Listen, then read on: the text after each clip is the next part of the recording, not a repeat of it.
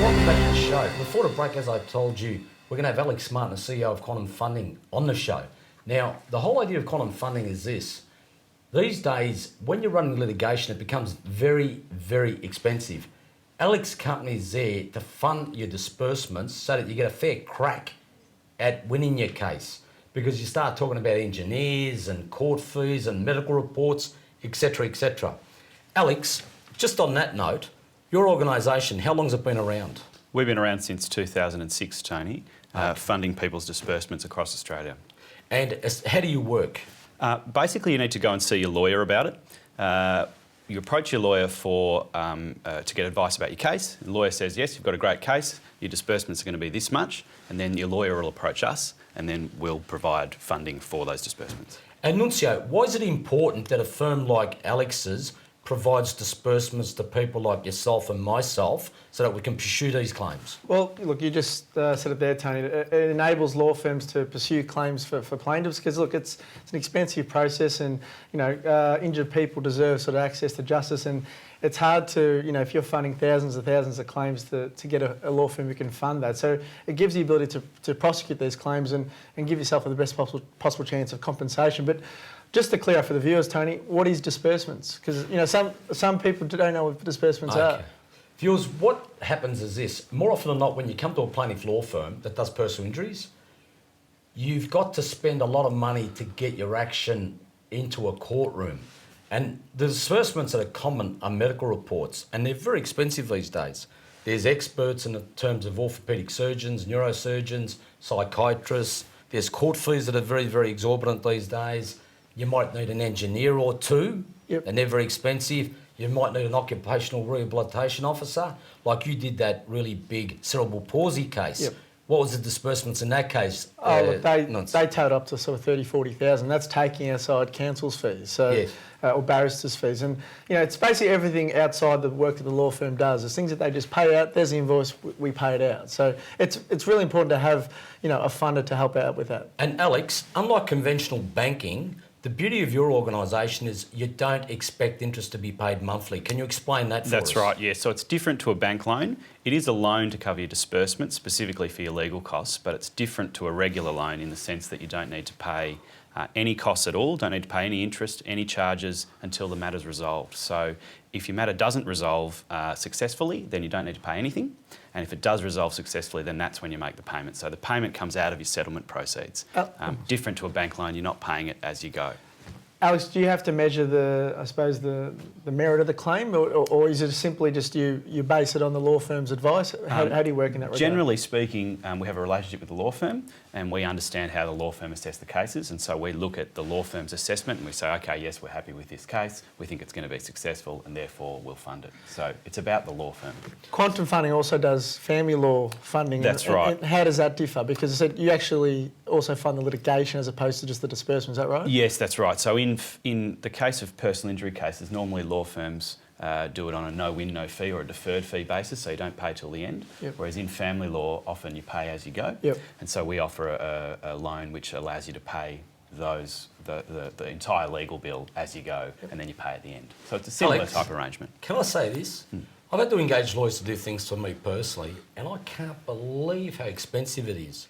So I think plaintiffs in personal injuries are reasonably fortunate that the plaintiff lawyers are prepared to wait until the end of a case to get paid. Absolutely. What do you think about Absolutely. It's not just that the costs are high, it's that most businesses need payment month to month. They can't afford Liquidity. to wait. Yeah, that's right. They can't afford to wait 2 years to be paid, whereas personal injury law firms, I think plaintiffs are lucky that they're set up in a way that they can wait the 2 years and get paid at the very end. Similarly, we're the same. Most finance companies need to get money in each month, but we wait until the end. So it's structured specially to meet the needs of people with personal injury claims. And before you said that you pick your mark in terms of which law firms to work with, is that correct? Yes, that's right. So we have relationships with particular law firms. So if somebody's interested in funding, they need to speak to the law firm. Then if we have a relationship with them, great. And if we don't, then the law firm needs to contact us or the client contact us and set a relationship up. So you really do your due diligence on the law firm before you start giving money out, don't you? That's right. So it's only with approved firms that we work. And so you can have some confidence that if you're getting a funding arrangement, it's with a firm that's got a good reputation and that runs a good number of cases, has a good success rate, all that sort of stuff. Because when you're picking a law firm, it's very difficult to pick the right one. And most personal injury litigants don't have much experience with lawyers. And so it's helpful to know that if you're going to one that's got a good reputation. Thanks for your endorsement, mate. No, it's just curiously, right, and this is for the viewer's sake. Yep. When you do a case like this, assuming something goes wrong and the case doesn't succeed, Yep. you know, you haven't been able to settle it, the case is run to court and you fail, is the client out of pocket? What that means is that if the case doesn't come to fruition and succeed, you know, like we expected at the start, because look, litigation does change throughout the course of proceeding, the plaintiff or the client is not off for any fees at all. It's effectively guaranteed by the law firm. So it gives the injured person some sort of, I suppose, confidence that, you know, they may not win the case, but they're not going to be also exposed to a big cost order from their law firm. And, you know, that's, you've got to have that sort of confidence in your law firm. So, you know what, they're taking the risk and, you know, I'm on board with them. So Exactly. that's why it's important that you see lawyers, because they'll make the call early on whether you've got a valid case or not. So. But Alex, just on the issue of disbursements, you don't fund the opposition's disbursements, do you? You're only funding Only plaintiffs. the injured person's disbursements. Yes, that's right. So we only fund injured people's disbursements, only plaintiffs. So we don't fund insurance companies or anything like that. It's all about injured people getting the compensation that they need. Alex, people might, you know, listen to this and think, you know, it could be complicated. How easy is the process from, look, I appreciate that the lawyers are the one signing the client up, but how easy is the process? Basically, if you ask your lawyer about it, they'll give you a set of documents, which will be the loan contract, an application form. You fill in the application form and give it back to your lawyer, and your lawyer will pass it on to the funder, and that's it. So it's very straightforward. All you need to really know is that you'll borrow money up to a certain limit to pay for your disbursements, and then that'll be repaid out of your settlement proceeds. And again, as you were saying before with your fees, if you're unsuccessful, if the case doesn't resolve, then you don't have to pay anything. On the issue of the funding arrangements you've got, who invests in your organisation? So we've got a mixture of shareholders and borrowings. So we've borrowed some money to run the business, and we've also got shareholders who own the business. And so effectively you don't have the same pressures as, say, a bank or a finance company, do you? That's correct, Tony. Yeah, we don't borrow from big banks. We don't have the same requirements that the banks have. We're really specialised to deal in this market only. That's and you're important, not, and in though, that case, you're not knocking on Nuncio's door saying, no, and so I've lent you $10,000, I want my money back. Is that correct? That's right, yes. There's none of that. Most of our money comes from shareholders, a small number of privately held shares. And because you've got a legal background, you understand that litigation takes time and that you can't rush that process. That's right. I'm from a legal background, not from a finance background, and so are all our staff. It's really about a product that meets the needs of personal injury litigants. It's not about, you know, a bank loan. It's a specialised product. Viewers, we've got to go to a break. Stay tuned. After the break, we're going to tell you a bit about champerty and maintenance.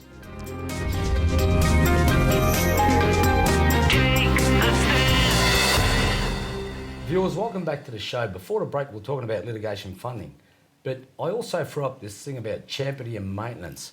Alex, what is champerty and maintenance?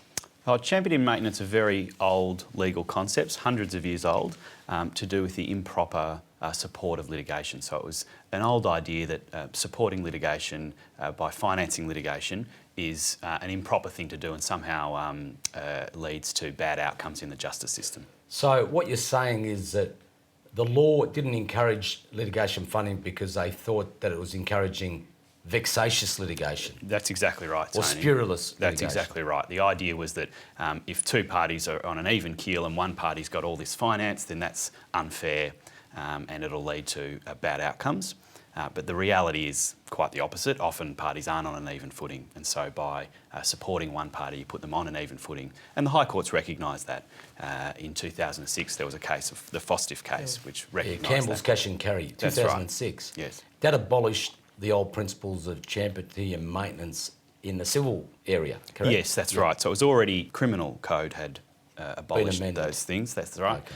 Whereas the civil jurisdiction hadn't done that until 2006, when it was confirmed, as people suspected, that it was okay to do litigation funding in Australia. In fact, the High Court recognised that it was a worthwhile, socially helpful thing. Yeah, they said No, it's not it's- contrary to public policy, and that they can, one, make a profit over, two, try and promote that litigation side of it. Well, in the year 2013, Nunz, you'd think that the people you represent would need funding because the rules would be going the other way. You're suing companies that have got unlimited funds. Exactly right. Look, and generally, in our area, we sue big insurance. You're suing companies, but through their insurance companies, and they're untapped with resources, so they can go on for years and years. And They could lock you up in interlocutory processes and everything. Like couldn't they? they could just pile you in discovery for years. So you need access to funds, and that's thankfully these litigation funders. Give those injured people or plaintiffs or clients that access to justice. So it's really important. And Alex, can I throw this one at you? Let's say a law firm's got 2,000 current claims, roughly. Yes. And it costs $5,000 per file in disbursements. Yes. It'd make it impossible to properly run every case, wouldn't it? That's right. Law firms, particularly smaller firms, will struggle to run a whole lot of cases where they've got to keep outlaying that disbursement cost. And so by having an arrangement with us, we pay for all of those disbursements, so it helps the client get where they need to go and helps the law firm have the cash flow to run their business effectively. And so what it means is that everyone's getting a fair run in terms of preparation. That's right. It's all about evening up the balance. All right, using the rules of relativity, Nunz, the bigger law firms would have even more problems. 10,000 claims, Exactly right. 5,000, Oh, that is $50 million. Yeah, it's volume and volume. That's Yep, right. yep, Look, it's yep. almost becoming a must. Tony, look, you've been in the law, obviously for 25 years, as you Plus. you keep stating. Don't worry, you still got to get there, mate. So, yeah. You've seen the shift. Like, how's it been? Especially the last 5-6 years, you must have seen a big shift in, I suppose, the prominence of litigation funders. It's very important because over the years, I was fortunate because I kept my overheads down. I funded it out of my own personal pocket. But as the years have gone on, the cost of living's gone up, and it's very expensive to run a law firm. You need a lot of staff, a lot of secretaries. Court fees have gone up. So without the funder, I think we'd have a lot of issues. We couldn't properly prepare people's cases. Also, Tony said some law firms, as you know, ask their clients to put in maybe $4 or $5 grand by way of disbursements. Well, that happens regularly. Yeah, and having someone like Quantum on board as a litigation fund or disbursement funder, you don't need to do that and say, well, you know what, you give it, we've got the $5 grand covered. If you win, we pay back out your legal fees. If you don't win, Exactly. You don't have to pay anything back. I don't want to mention names, but there's other funders out there that take a chunk of the settlement, isn't there? Yes, so you can have funding arrangements where the funder takes a percentage of the outcome. So it might be 10% or 20% or 30% And you're a lot of worse the off. outcome. Yeah. It can end up that way, yes. Well, if you do your numbers, I would have thought that in 99% of cases... Is that you're more worse for off. like the real high-end cases? They're We're generally talking for the- large cases, yeah. particularly commercial cases, Yeah, that's yeah. right, yeah. A legal costs agreement, what does it mean, Nunz? Well, Tony, effectively, it's the most important document that starts the process. Effectively, in accordance with the Legal Profession Act, all lawyers, once you sign up a client or to sign up a client, must sign a cost agreement. So it's not the lawyer's decision, it's not the law firm's decision. The Legal Profession Act, which effectively governs lawyers, says you have to sign a cost agreement. Well, in 2004, Alex, the Legal Profession Practice Act was amended and it made it mandatory for lawyers to get a client to sign a cost agreement. Yes, that's right. And there's a lot of things in the agreement. It's a very lengthy document explaining their rights. And it does scare people off. I guess the important thing is when do you pay costs? Isn't that the most important thing? Yes, it's all about when you pay, particularly for personal injury litigants who it might be 2 years until they receive their compensation payment. Often they're not working, so you don't have the income. So you need to know when you need to meet your obligations. And viewers, just on that, if you ever go to a lawyer for any matter, not just personal injuries, family law, conveyancing, whatever, if you don't sign a legal costs agreement, the lawyer would be in breach of the Act. So effectively, it causes all sorts of problems. So when you sort of shy away from signing an agreement, you've got to remember it's a legal obligation on the lawyer to get you to sign it. And they can't actually represent you until it's actually signed. Yeah, and look, I think the cost agreement, spells out your rights and your as a client as well, and I think it gives you some sort of protection as well, and you understand the process. I think it's a good document for both, and it shouldn't be one that you shy away from. Exactly. Alex, just curiously, why have the big financiers shied away from litigation funding, which has made, obviously, your shareholders a bit more richer? Until 2006, it wasn't technically permitted in Australia, so it was 2006 that it came in, if you like. Yep. And at that time, soon after that was the global financial crisis, and so there wasn't a lot of money being lent in any area. And so it really took people like us, people from a legal background, to realise that this is a good area to be lending in. It makes sense for clients, it makes sense for us. And so it took a bit of trailblazing, I suppose, from us and from others to enter the market. And it's really a place just for specialised lenders, really. The banks don't do it at the moment, and there's no real signs that the banks will do it anytime soon. Okay. It takes the stress out of running the law firm because we've got these massive overheads and we're not getting paid until we get a result. And then if we had to pay the disbursements as well, it's like paying two sets of overheads, which makes it almost impossible to run a law firm. So, Alex, I commend you and your company for doing it. Viewers, thanks for watching the show. Alex, thanks for coming on board. Thanks, Tony. Thanks, Tony. Pleasure to Thanks, get you on board. Also, go to Facebook, go to Twitter, look at our past episodes, stay tuned for future episodes, and viewers, please always remember to stay safe.